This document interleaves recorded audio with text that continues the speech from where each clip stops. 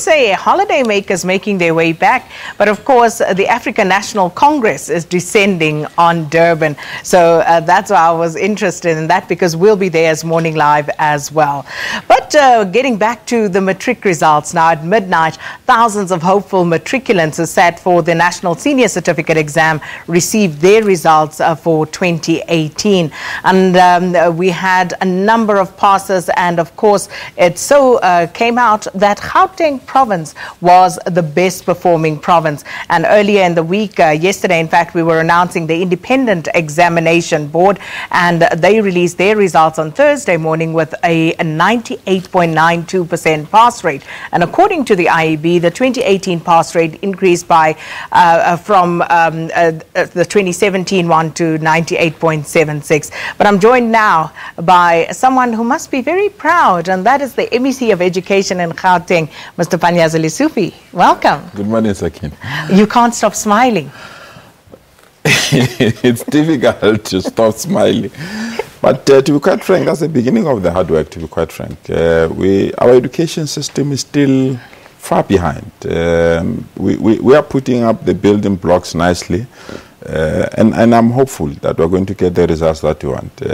Remember, we started on a lower base, so we have to catch up with the world. We have to catch up with many institutions. So we just have to work very hard. We must not get tired. And the results, at least, they motivate and they push us to move to that that stage that we can say we're amongst the best in the world. You know, all the international studies still put us way, way back. So we just need to gallop and cover that lost ground and ensure that our education system can give our children opportunities to participate in the economy. Well, the top three positions, it's a bit like La Liga with one added. You know, it's always Gauteng, Free State, and of course the Western Cape jostling for the top position there.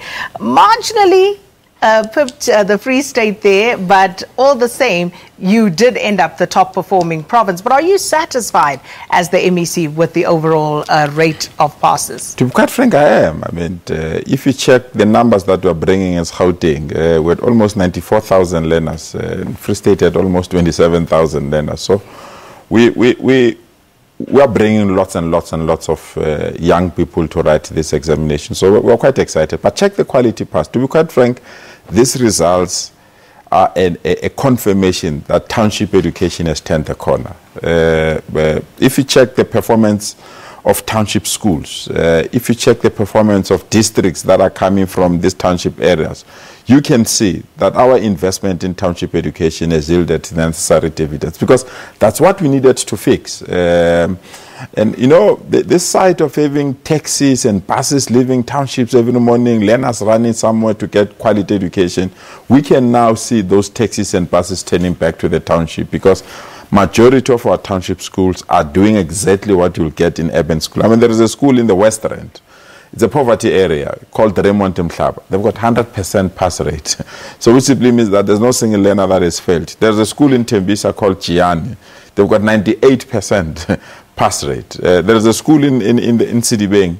They were at 54% in 2017. They're at 100% this year. So there are lots and lots of these township schools that are claiming their rightful position to be counted amongst the best. And if you check and analyze our results, 41,000 learners in Gauteng achieved bachelor passes. If you have 41,000, I can fill all the universities with first-year students and ensure that they get a proper academic support. So we are thrilled. We are excited in Gauteng. The investment and the hard work has indeed yielded the dividends that we wanted. You know, I tried to actually work through the results more, you know, granularly, but didn't quite get to it in the time that I had. But the worst performing school in Gauteng? We don't, which is something. There's no school that is performing less than 40% in Gauteng. There are 3 schools that are performing less than 60%, and 2 of them are, are independent schools. 82% of our schools in Gauteng are performing between 85% and 100%. So you stand a better chance to get a bachelor pass, regardless whether in the township or in the former model school. So, and the number of students, I'm glad the minister raised it, the number of students that have passed through this so-called 30% in Gauteng, that's just 9. Out of 84,000 learners. So it's quality pass. You check our distinctions. For the first time, we are getting distinctions, a high number of distinctions coming from the township as well. So in terms of bachelor passes, in terms of distinctions, in terms of the quality pass, you can't request more than what we have achieved. I mean, the districts themselves, in the top 10 countrywide, 8 are coming from Gauteng. All our districts are in the top 18 in the country. So in the top 18, 15 districts come from Gauteng. And there's no single district that has performed below 81,000. So we are maturing.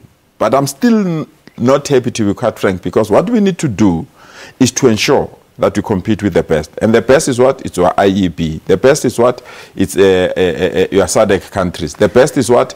Is where we are with BRICS. So if we can check the performance of South Korea, Finland, and check our performance, you will see that we are still way behind. So we need to gallop and close that gap. And we can close that gap by recruiting the best educators to come to Gauteng as well. Now, speaking of the IEB and the adjustment of marks by Umalusi, you actually came out quite vociferously about that.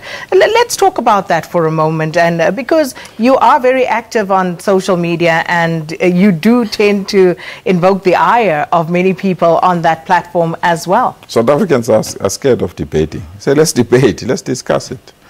And I was misunderstood. I said for the first time, 10 years ago, it was unthinkable that you will have mathematics untouched by Umalusi in the public education space. 10 years ago, it was unthinkable that we'll have physical science untouched, no adjustment, not upward adjustment or downward adjustment. 10 years ago, it was unthinkable to have life sciences or biology untouched in the public education system. For the first time, in the private education system, you had mathematics being adjusted upwards. So I'm saying, is this an indication of maturity? I'm not challenging the standardization. I'm just saying, can you see this contrast? Can you see a public education where Umalusi is taking raw marks, and check the private education system where Umalusi needed to adjust their marks so that they can perform better? Is it an indication that we need to check that public education is maturing? But you know my views. My views are very simple. And it is a deeper debate, but of course, just finally, because we are out of time, the Gauteng province and others that perform well, like the Western Cape, like the Free State, do become victims of their own success with more and more learners streaming in. And we know next week, schools open. How is the placement going with the first year grade 1s and of course also your grade 8s at high school? Those who applied on time have finished their placement. Obviously the only dissatisfaction is that a parent will want school X and will place them at school Y because school X is full, and the constitution compels us to place your child, so we'll put it at school Y. So we've opened for this late registration for those schools that still have spaces, and we are closing on the 7th, and after that we'll place them. But I'd rather have students come into Gauteng because it's a vote of confidence. It means that they acknowledge. Which is fine, but do you have the place to I don't have the resources, I don't have the thing, but I'd rather have people supporting the education system rather than going where they can't get quality education. So I'm not worried whether people are coming to Gauteng and they want to. It's the Minister of Finance and the MEC for Finance that must be worried. But let's be honest, Sakina. If you know this province will give your child a good education, won't you want to take your child there? Should you be punished for that? I really don't think so. So that is why I'm excited when learners prefer to come to Gauteng. Are you excited when people say you should be the next Minister of Education? To be quite frank, I'm not. I really feel that, I mean, I worked with the minister, I was the advisor to the minister. I know how national works. If you have to change education, you have to change it at provinces. That's where the real work is. And I'll really be more satisfied if we can continue to change the education system at provinces so that all our provinces can perform well. And I want to congratulate Eastern Cape and also congratulate Limpopo. It's just unfortunate that they're at the end, but they've improved, which is a province that is very close to my heart as well. But also say to Free State and the Western Cape, it's my turn now. Thank you so much for the competition. And of course, no doubt, the MEC for Education in Gauteng, I'm sure we'll speak to him next week because school's open and we know there are going to be issues with the placement of learners. But thanks so much to the MEC for Education in Gauteng, Panyaza Lesufi, talking to us about the matric results that were released at midnight for the National Senior Certificate Examination. We're going to take a quick break.